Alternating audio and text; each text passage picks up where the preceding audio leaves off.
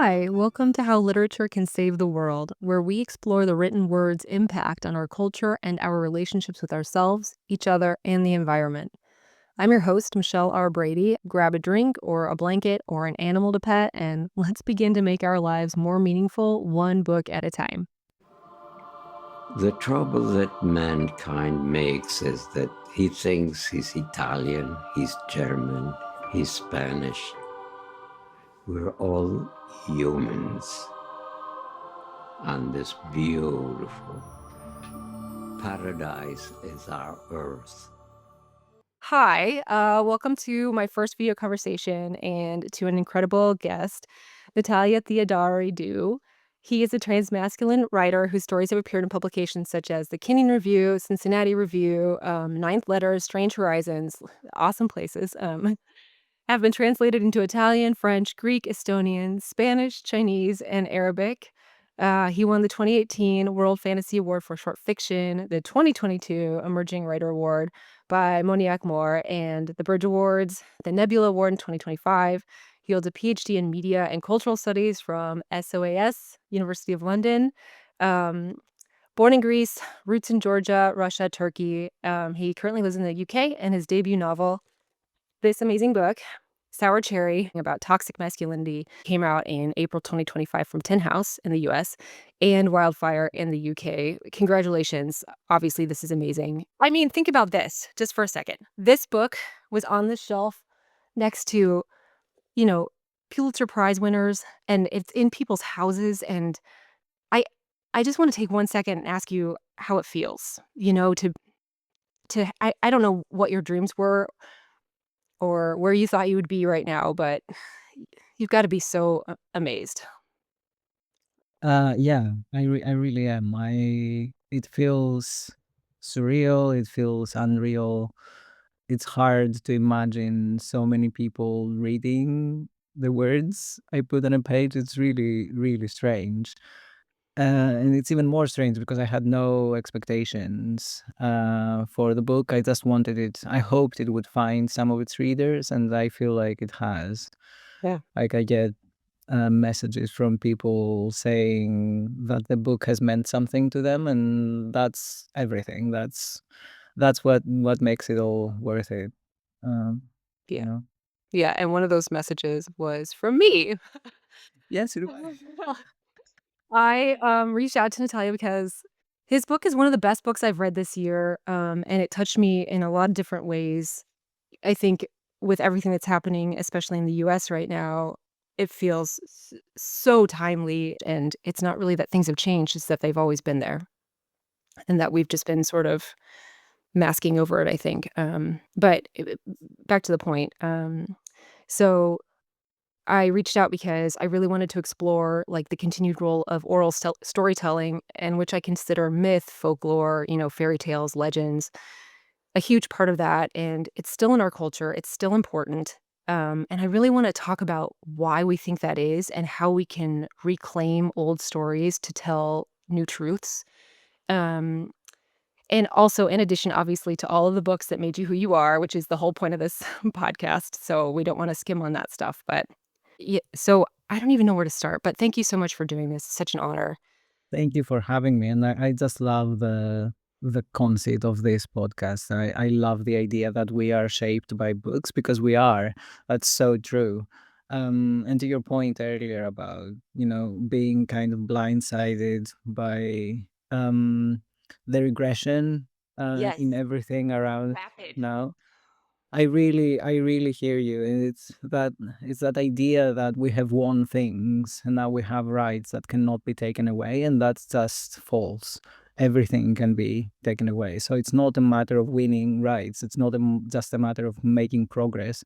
It's just continually and constantly fighting for everything. Yes. And I think literature is, for me, it's one of the best ways to do that, actually. Yeah, I think that's exactly right. And I feel like in some of my other guests, we've talked about different ways we've tried to affect change. And, in our, not that writing isn't part of all of our professional lives. It's probably not as much as we would like it to be, since professional means you get paid. but, but I do think that it's it really gets in your bones, and I wanted to talk to you specifically because although this, is a fairy tale in a sort of way, it still is, it still speaks to people, and you can still build empathy from it, and you still recognize these characters, and, one of the things I wanted to talk to you about is I'm just so excited, I'm sorry. Okay. Will you start by just giving a synopsis of the book so as I start talking about it, it doesn't confuse everyone? Cool. I'm terrible at this, but I will do my best. I'll give it a shot. So it's Sour Cherry is a loose retelling of Bluebeard. I don't know if people will be familiar with the fairy tale of Bluebeard, so let's just start there, right? And why is it a fairy Um, tale also? Okay, keep going. yeah. So the folk tale of Bluebeard is basically rich guy marries a new wife. She moves into his castle. He gives her a bunch of keys, tells her you can go into any room you like except this one. And of course, when Murder he goes room. away, the murder room, yeah, of course. And of course, she goes into the room, right? Well, while he's away, and there she finds all the corpses of his previous brides. Um, in Sour Cherry, we kind of follow this person, this guy from when he's a baby, all the way to adulthood. So we see his story through mostly the eyes of the women in his life. So the wet nurse that raises him, then his first wife. There are some parts of the novel are narrated from his perspective, but then we move on to his first wife, he and all his subsequent wives. And the main difference with a fairy tale, well, there is a speculative element in the fairy tale as well. He has this unexplained blue beard Of to be course. some kind of supernatural signifier, right? But in Sour Cherry, he also causes strange plagues and blights. It's like he infects everyone around him. And the whole fairy tale is framed with a contemporary narrative where an unnamed narrator tells this story to her child. Um, is that okay for now? I think Let's we'll just get into the themes a bit. yeah, yeah, as for themes, I mean, sacrifice and love and transformation, who you are, fate and free will, and I think there's a lot of isolation in there. There's a cyclical violence and how difficult it is to escape it, and one of the things that I think is really interesting is the parallels between Eunice, who's the first wife, and Agnes, who's the wet nurse. And sorry, for people who haven't read the book, you should remedy that. But secondly, for people who haven't read the book, Agnes is not his mother, but is essentially, for all, intents and purposes, sort of adopts him in a way, and loves him, like, legitimately loves him, and I feel like that is really the crux of everything that we think about the people who hurt us, and sometimes it's hard to know what to do when you still see some good in them or you still love them unconditionally, even though you know that there's something really wrong and that it hurts you. And that in this case, he hurts everyone around him, to include crops and animals and his child. But I think that the interesting thing is that both his first wife and Agnes, they slowly resign themselves to just living this prison, this life with this monster. But when you think about it, what you did, I think, is so important because you started when he was a baby and gave him a humanity that is is difficult to do in a fairy tale, because fairy tales are meant to be, I think, in my mind. I don't have a doctorate, but I mean I do, but not in but but fairy tales are meant to be sort of black and white and a dichotomy, and to show you the lesson clearly without all the nuance that complicates it from human existence. And so when you show him as a baby, you give us a chance to see him the way she sees him, and I think Yeah, that's the main question of the fairy tale for Agnes. That how can I well, she fails to answer it, but it's yeah. how can I love someone while also holding them accountable? And I think that's the main problem that we as a society have to solve when it comes to domestic violence, and that's where the fairy tale is important. And you said the word trap, and I think that's crucial. when we talk about domestic violence and abuse, we ask all these questions like, why doesn't she just leave? Why do they put up with all of his violence and um, horror? And what we forget is that what enables it is love. Nobody stays in a problematic relationship without it, right? That's how these relationships start. They do start with love. They don't start with the violence. And that's the trap. But Yeah. that's also what makes the negotiation important. Um, yeah, that makes sense. Yeah, it does make sense, and I think it's I mean, this I feel like we've talked about this a lot on the podcast, just the idea of metaphors and how powerful they can really be and in all of our situations to some extent, I think, at some point in our lives. And I think that a metaphor is so powerful because it sneaks in, and you think you're Mm, reading a story, and you don't know that it's like you're slowly identifying with it, you're slowly starting to understand this viewpoint and what you're trying to say, and I just think that it's just incredibly powerful, and I was wondering, I have a lot of questions beside this. I do wanna ask about fate, frankly, because I do feel bad, like, he doesn't have a chance. He's just kinda evil, but also, that's the point. I mean, I know he's a character and he serves a purpose, but it's kinda sucky that he never had a chance to I mean, he did have chances, though. Indeed. Yeah, Yeah, he he really did. did. That's the thing. That's the fairy tale he tells himself, Yeah. that he never had a chance. He never had a choice because he was made that way. And in some ways, he was made that way because these were the stories he grew up with, like toxic masculinity, rape culture. These are the Yeah. stories we are all steeped in. We breathe them. It's like fish and water. But at the same time, there were several points where he had a chance to have agency and take himself out, make a different choice, and he didn't make it. Yeah. No, you're right. So the story that makes it inevitable is the fairy tale framework that he embraces, but Yeah. it's not necessary. He's not helpless. He Yeah. has agency. A lot of the women in his life are helpless because they're trapped by their circumstances. But he came from, he had everything except his mother's love. He had Agnes's love. He had many, many chances to act differently, and he didn't.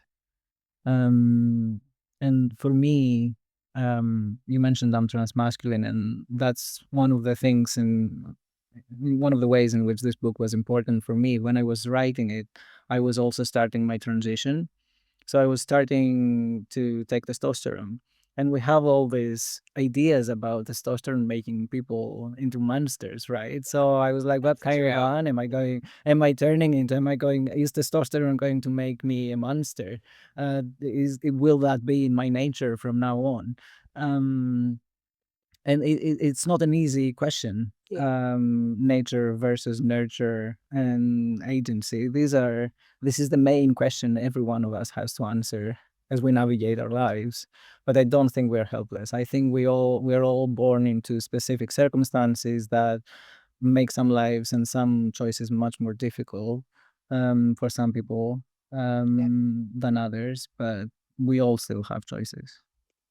Yeah, I think you're spot on, and it's so funny too because even look how easily I was like, "Oh, but poor guy," like, it's so tricky because that's sort of like the idea of I mean, it's not necessarily gaslighting, I guess, but it's kind of a close one. I mean, he's sort of convincing himself of those things, and as you were speaking, I was thinking, "Yeah, of course. Are we all beholden to our childhoods?" Like, we have no choice to change anything in our lives. I mean, of course it makes sense. Yeah. Okay. So, will you just tell me about oral storytelling traditions and what you think the whole role is now? I know that you're not the only person, writing in this vein, and I'm sure you have other things you're thinking of that have nothing to do with this, but I am curious, have you learned anything through writing this or when you were thinking about writing it or even in the reception? Um, this has a myths and folklore have a double meaning for me because I'm Greek. So I grew up with Greek mythology. My father literally read me Greek mythology instead of fairy tales to put me to sleep when I was a child. So I think they're slightly different in what they do. Maybe I feel that myths are more about, origin stories, national mythology, things that speak to nations more than um our psyches, I guess, our individual psyches. Whereas folklore, I think is much closer to the bone in some ways. And I think one thing that makes fairy tales so powerful is that um, that distance you mentioned earlier, because it sounds like something that's not directly about you. Yeah. It's about someone else in some other place at some other time. It's usually about kings and queens and princes in most countries. I live in the UK, but most countries don't have those anymore. um, so it's easier it kind of lowers your defenses. And so it makes it easier for the knife to slip Yeah. in a way. And they also have that a kind of, because they're so vague in their outlines. The figures are figures, they're not characters.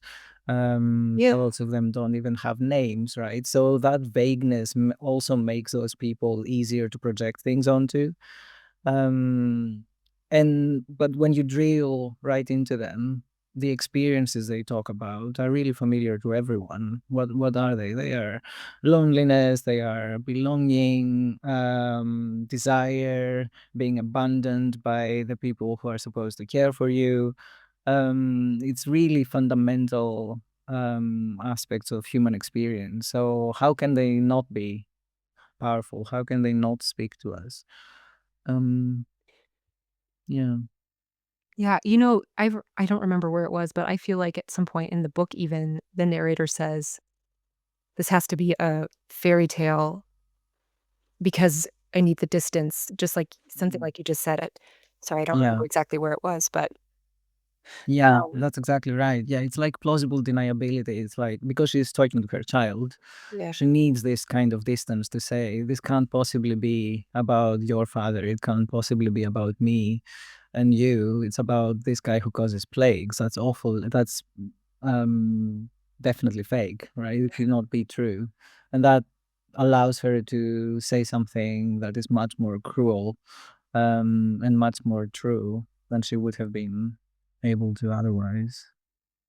could you articulate all this the way you are now before you wrote it? No.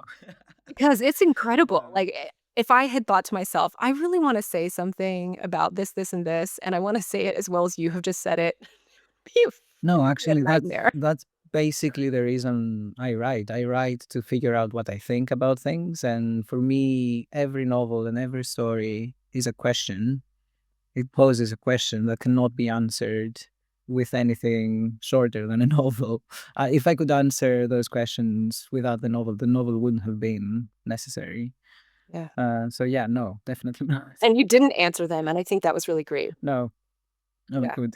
I'm glad. But one thing I think is really interesting too, and then we'll, like, digress and go on to just you, but, um, is that although it is a retelling and the truth is the original story was just as toxic as shit. I mean, it was just terrible. Yeah, definitely. Like the original story basically told women not to be curious, Yeah, and because if you're curious, you'll be punished, right? But that's also part of what makes domestic violence possible, because we all grow up with these ideas, and even for the most progressive, radical feminists and people out there, we still have those ideas in our heads. We just have to we work against them more consciously than others, I guess. Um, yeah. There's something else I wanted to say, but it slipped my mind now. you have to be like me, just interrupt. Just be like, "Stop talking, I have to say this thing." Oh yeah, I do remember. One of the things that really intrigued me with the original fairy tale was, okay, we have the last wife that discovers all the previous wives' corpses, and we assume that the same story is what happened with the previous wives. They all opened the door and found the previous wives in there. But what about the first wife? Like, what was her sin? What was she punished for? What was in the room when she opened the door? Or what was it? If it wasn't that, what was it that caused her death? Like, if we are to blame women for their own deaths in this story. Right. Well, I guess it's the exception that proves that there is no rule because Mm. it was all just pretext to begin with. It's funny how there could be like a seed of something like that even in these lessons that are from old. Like there's this seed that's there that's like, wait a minute, even your story doesn't hold up, you know? Like Yeah, even yeah. And that particular story also has the blue beard that is never explained. That is also like it feels like a thread yeah, that allows the story to fray if you keep pulling on it.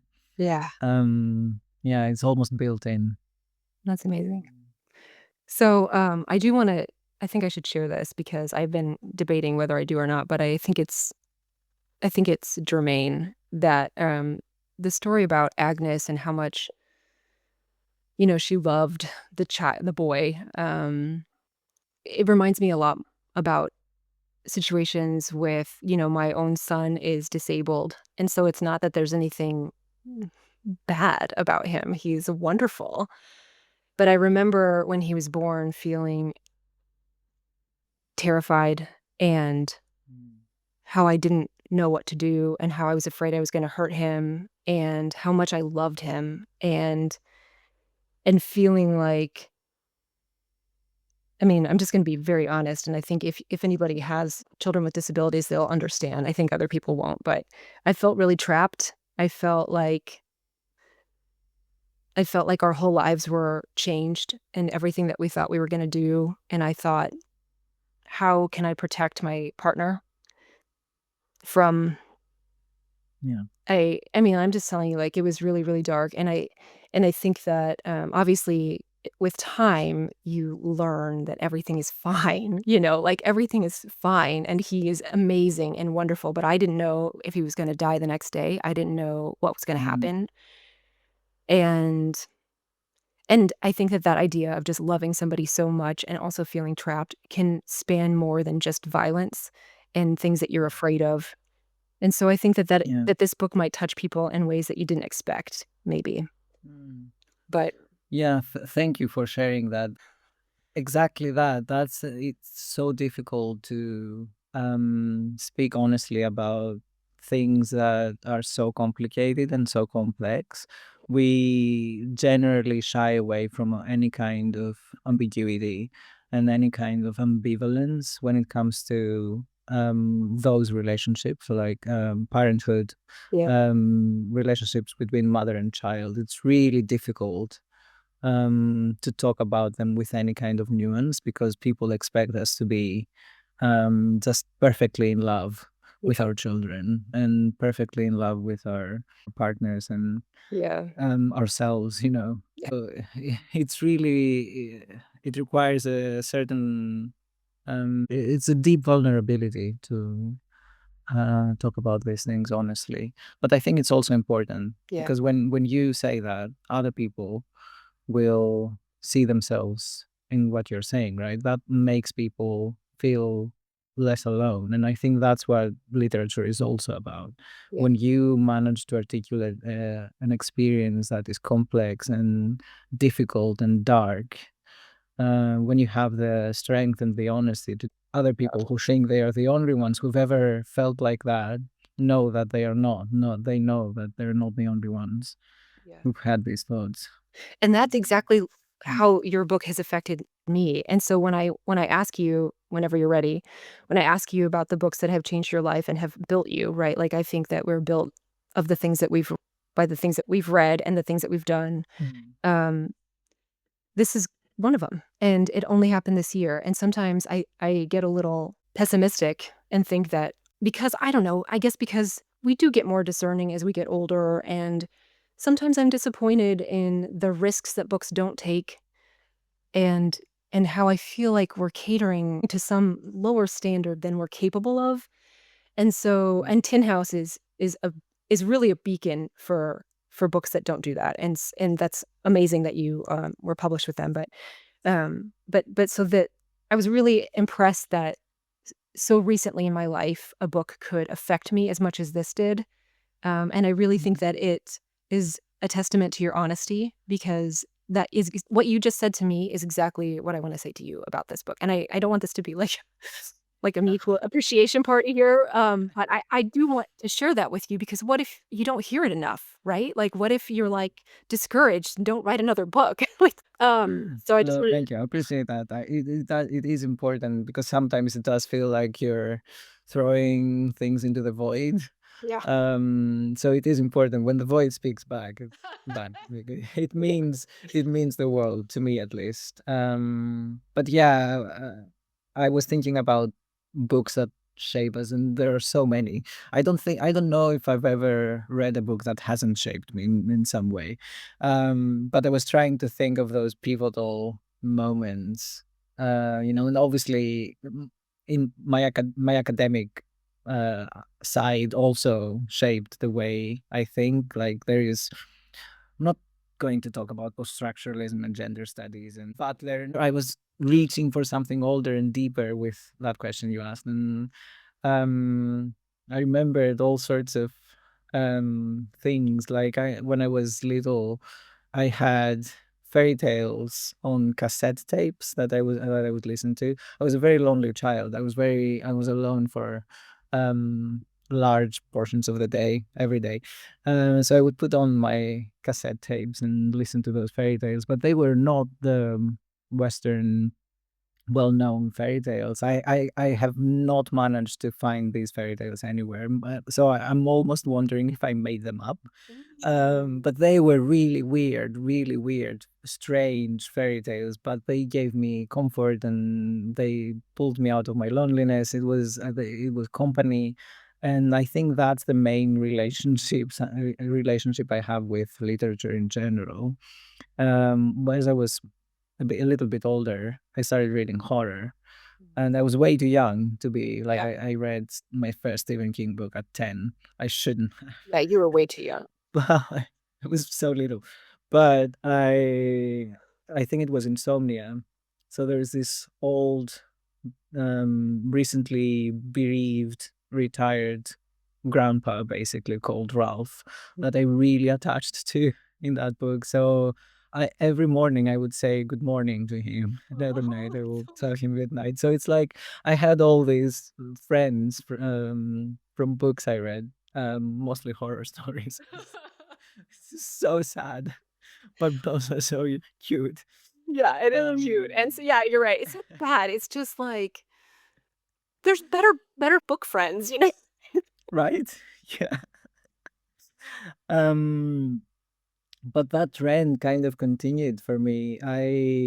My undergrad degree was in theater, so I read a lot of theater for that, and so early 20s, I was not in a very good place. I was struggling a lot with suicidal ideation, self harm. I didn't have the easiest childhood. Um, and then I read Sarah Kane, who the British playwright who wrote In Your Face Theatre, and I read 448 Psychosis, which is the last play she wrote before she took her own life. It's a really hard play to read. It's basically about the experience of deep depression told from the inside, but it gave me such comfort precisely because of what we were talking about Yeah, before. Because it was I had these thoughts before, yeah, and there they were on the page. So it's like I suddenly had another interlocutor who yeah, just got it. So even though it was so difficult to read, it kind of saved my life. yeah, yeah, Um, I get that. yeah, yeah. But did it affect you that, that she did eventually didn't you say that? I mean, I don't really know much about this, but didn't she Um, she killed herself. didn't that affect She how was you so young as well. Did it? I don't know. in a way, I think it could be a sort of amazingly cautionary tale because it's like I identify with all of these things I'm reading, and I know what the end could be, and Yeah. I don't know that that's what I want. I mean, obviously it affected me, but not in the, oh, I'm gonna do that as well. It made me sad that someone so brilliant, um, and so with such deep ability to feel Yeah. failed by everyone around her, basically. Because that's what happened, you know. She was in a mental institution. It was the late 90s, and she just didn't have the support she needed. And sometimes people do have support, but they um they die anyway, and there's nothing we can do about that. But yeah, it was just really, really sad. At the same time, the legacy Yeah. she left behind is just incredible. I think she changed um, theater forever, Yeah. basically. It's pretty amazing. There are so many books to talk about.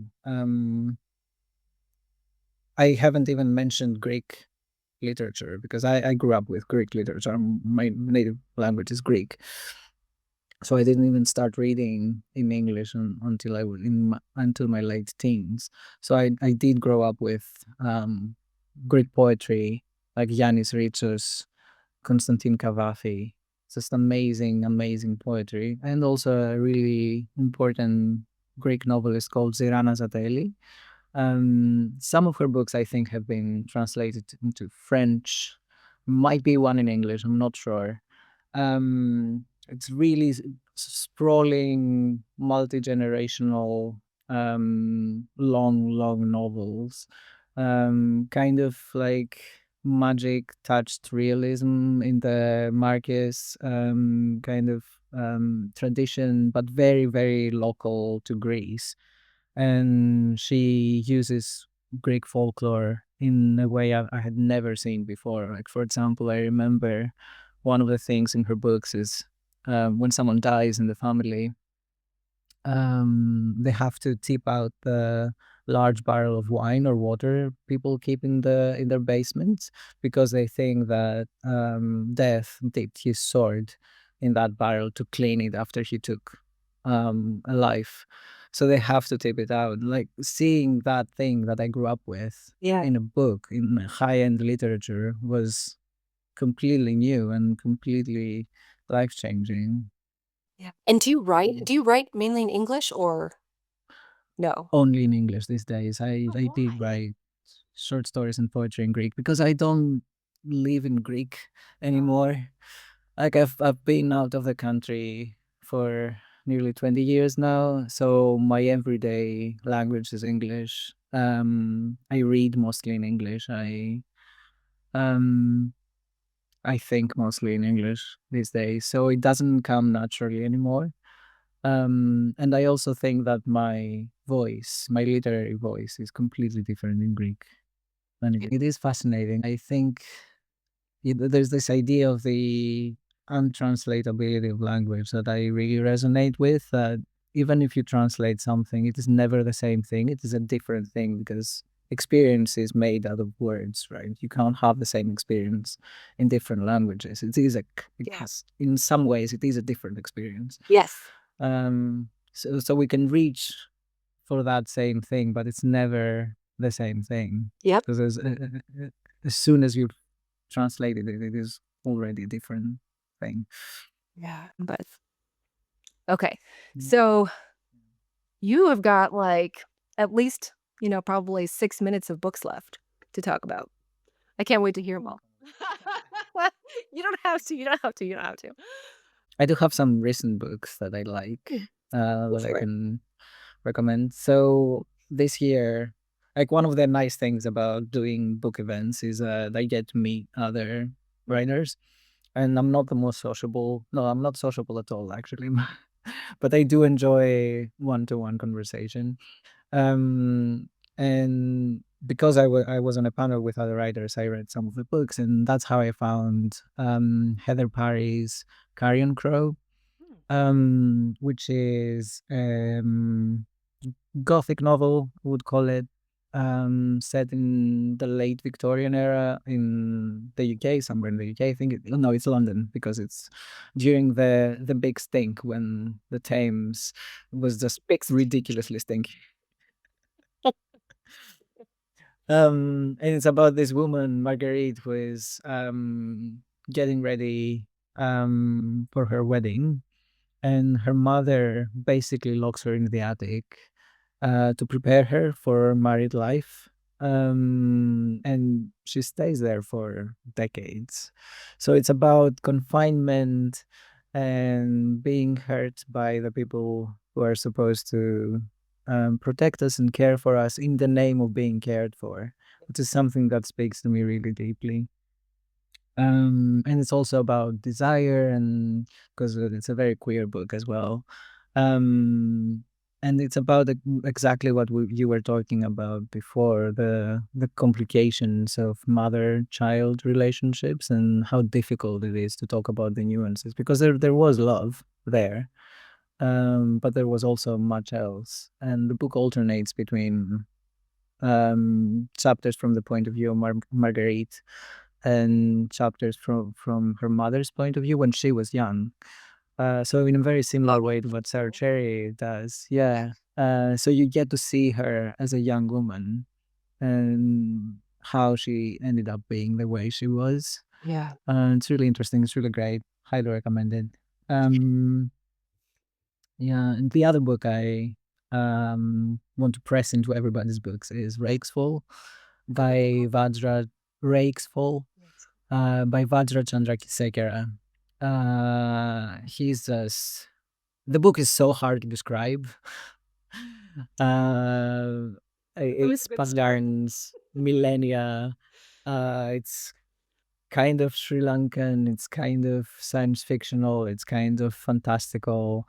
It's about selfhood and history and agency and genocide. And Vajra is just an incredible thinker. Um, he also writes essays about genocide and in Sri Lanka as well as elsewhere. Like he's very vocal about Gaza. um, if you've never read anything of his, definitely check him out. He's just incredible. You know what's so funny is that when I first started doing this, I would write down everything that everyone was saying, and then I was like, "Oh, wait, I can just listen to it and write it down later so I don't have to be, like, moving papers around."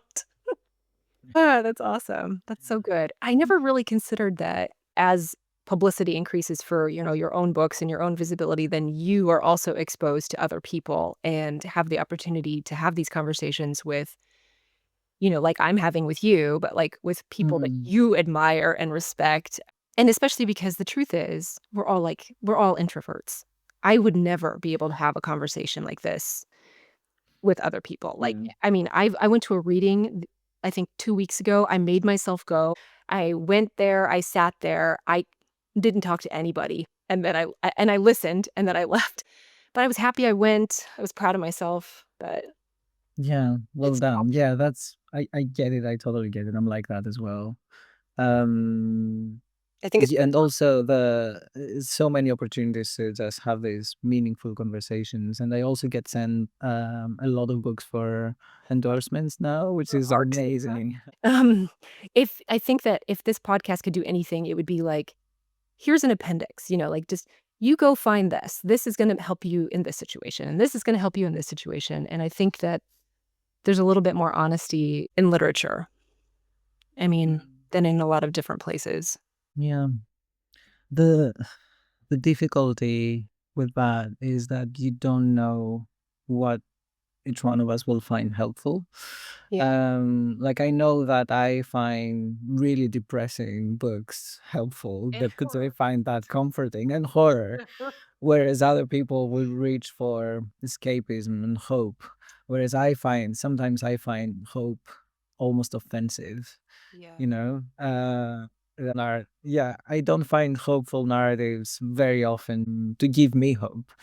It almost comes across as something tone deaf. And I mean, not to generalize, there are a lot of really important, really hopeful books out there. Just for me, when I'm at my lowest, I will never reach for them. I'll reach for something really, really dark, because that's what feels honest to me. 'Cause you can commiserate with it, right? Like, you're like, "Yes, this is how I feel, I understand this, you see it how I see it." I get what you're saying because that's kind of how I am as well, but, you know, somebody I'm really close to, my favorite aunt, she will find hope in hopeful works, and it really uplifts her. So I get what you're saying. Yeah. Yeah, I feel like it seems trite and made up and like they don't really understand, and who are these people, you know, like, these aren't real people. Like, where are their Yeah. actual problems? But I get I get that that could be different for people. It's funny, I didn't really think of that. Same time, I don't. At the same time, I don't think that Sour Cherry is a hopeless book. Like, I don't know how it came across to you, but I do think, because I don't want to spoil it, but towards the end, like, I think these women do find a way forward for them, and that is hopeful. Yeah. Um, according in the horror.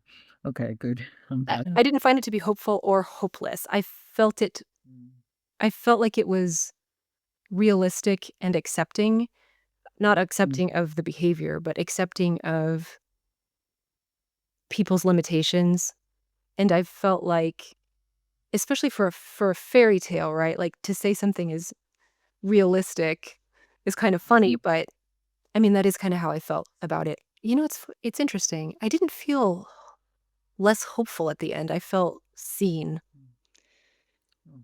That to me can generate hope. Yeah. Like feeling seen, I think is the most important thing. I'm training as a therapist at the moment. Ooh. I think that's one of the things that people need the most, to feel seen and heard.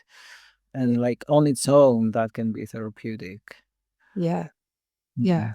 Mm, You know, it's so I'm gonna be thinking about this for a while now because I wonder what makes us different. You know, not us, you and I, but us people mm, who want escapism or who want to confront the demons head on or who want maybe not escapism, but like a story about very overt hope, right? Like something very positive.